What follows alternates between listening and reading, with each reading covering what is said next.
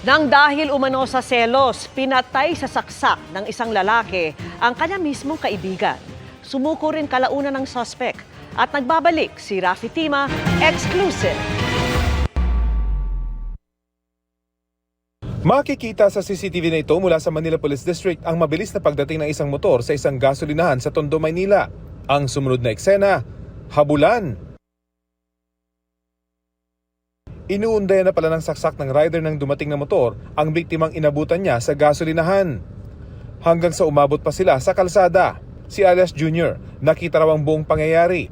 Tumanggi siya magpakita ng mukha para sa kanyang seguridad. Nakailang ikot pa hanggang sa tumumba na lang yung biktima kasi para masasagasaan din siya ng truck eh. Tinihaya niya pa tapos nakita ko kalugar ko to. So yun, nakumpirma ko si Balong, tapos yung nilapitan ko si Kekek pala si Frankie pala yung pinatay niya doon. Magkukumpare at magkakaibigan daw sila sa Barangay 197 kaya gulat siya sa pangyayari. Kinumpirma ng kapitan ng barangay magkakilala ang dalawa.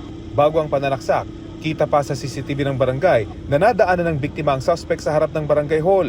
Pagdaan ng motor ng biktima, sumunod ang suspect gamit ang isang hiram na motor. Taka nga ako, hindi ko na-expect na mangyayari po yan kasi sa pagkakilala ko sa kanila, hindi ko po talaga na-expect, kaya nga po nakakagulat nga po.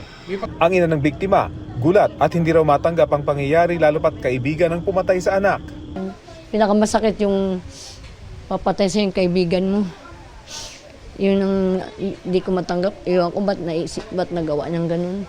Ayon sa kapitan ng barangay at mga kaanak ng biktima, selos daw ang ugat ng insidente.